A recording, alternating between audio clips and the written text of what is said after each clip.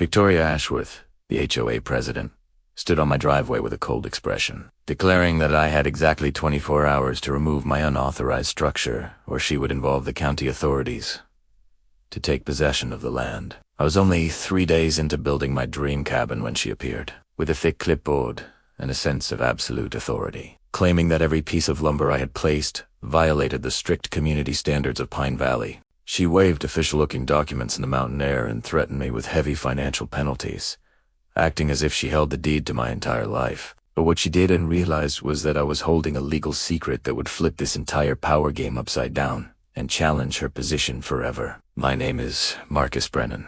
I am a 45-year-old electrician who had recently inherited 5 acres of Colorado mountain paradise from my uncle, Silas. After a long and difficult period in the city, this land was my sanctuary. I wanted to build a place where I could find peace and show my teenage daughter, Emma, that we could build a future from the ground up. Uncle Silas had always been a man of mystery, living quietly in these mountains for decades. Most people thought he was just a simple hermit, but when his legal team contacted me after his passing, I began to realize that Silas was far more strategic than anyone ever imagined. The land was stunning, with a creek flowing over ancient stones and the scent of wild pine filling the air. There was an old foundation where Silas had once planned a project, and it was there that I began my work. I had invested my life savings into this cabin, wanting to build a solid home with my own hands. The work was peaceful until day 3, when Victoria Ashworth arrived. She stepped out of a white luxury SUV, her business attire looking completely out of place against the rugged mountain backdrop. She looked at my construction with pure disapproval and informed me that the Pine Valley Homeowners Association held jurisdiction over my property. She claimed my construction lacked the necessary architectural approvals and handed me a formal notice with a bill for $2,500 in immediate penalties. The most confusing part was her claim that my uncle had signed the HOA agreement 6 months ago. I knew for a fact that Uncle Silas had passed away 8 months prior. It was a legal impossibility. Victoria didn't stop there. She attacked my professional reputation and my financial standing, claiming I didn't meet the standard of excellence required for the neighborhood. She was trying to intimidate me into leaving, but I wasn't going anywhere. Victoria returned the next morning with a legal representative who seemed more interested in intimidation than actual law. They served me with papers claiming I now owed $15,000 in retroactive fees, and that my ownership of the property was being contested. I remained calm and headed straight to the county records office. A helpful clerk helped me dig through decades of property filings, and that's where we found a massive discrepancy. The Pine Valley HOA had been officially incorporated only 6 months ago, 2 months after my uncle had already passed away. The boundaries had been drawn specifically to include my land, even though there was no legal signature from the owner. Every member of the HOA board was either a relative of Victoria or an associate of her husband's development company. This wasn't a community organization. It was a private scheme designed to control local land. I hired a sharp property attorney named Sarah Kim, who confirmed that it was legally impossible to bind a deceased owner to an agreement created after their death. But Victoria was playing a high-stakes game. She started a community campaign, using social media to paint me as a dangerous outsider and a threat to the safety of the neighborhood families. My daughter, Emma, was distressed by these false claims online, and that's when I decided to take the fight to a higher level.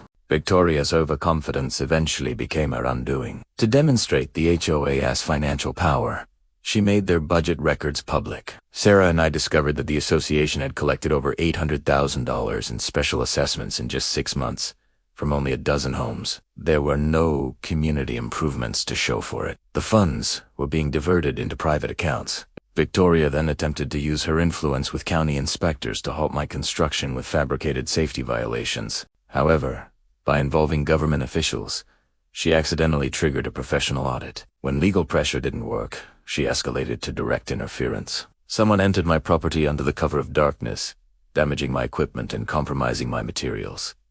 They even tampered with my access road to prevent deliveries. Victoria even filed a formal environmental complaint, claiming I was damaging a protected waterway, which was actually just a small seasonal stream. Sarah's investigation eventually uncovered the true motive. A major resort corporation had proposed a $50 million development that required my 5 acres as a central entrance. Victoria stood to gain a massive consultation fee if she could force me to abandon the land so the developers could acquire it at a lower price. She was trying to dismantle my life for a corporate payoff. I responded by installing a state-of-the-art security system. The following night,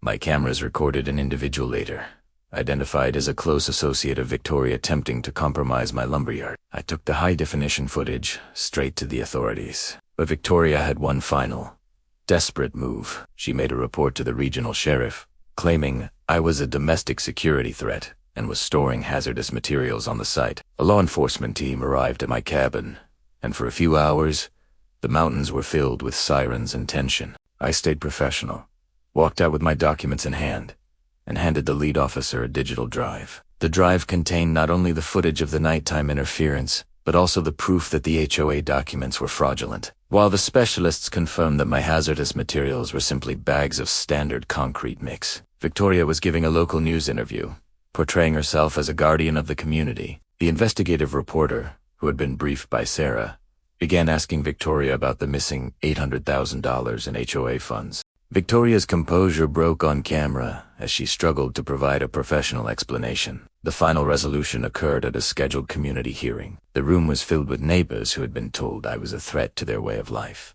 Victoria stood at the front, acting as the leader of the community, until I stood up to speak. I revealed the secret I had discovered in a secured lockbox hidden in Silas's workshop. My uncle hadn't just been a hermit. He had been a master of property law. He had formed a holding company decades ago and, during a historic land auction, had acquired the underlying land rights for the entire subdivision. While the neighbors owned their physical houses, the land itself belonged to Silas's company under a long-term lease agreement. As his sole heir, I was now the legal landlord for the entire Pine Valley neighborhood, including Victoria's own residence. I informed the room that Victoria's property was actually in default of its lease due to her failure to follow the original land use terms Silas had set. I held the legal authority to terminate the leases of anyone who had participated in the fraudulent activities against my property.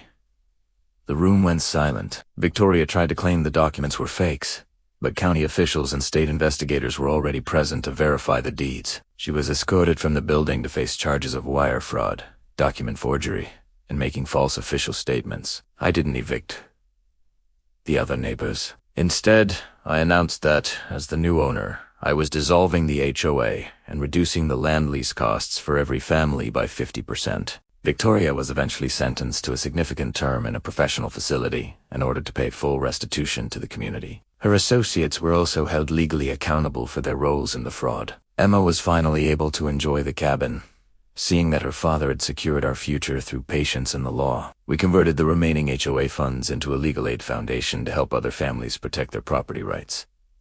Now, the mountains are peaceful. I don't see a landscape of conflict. I see a community that was rebuilt on the foundation of truth.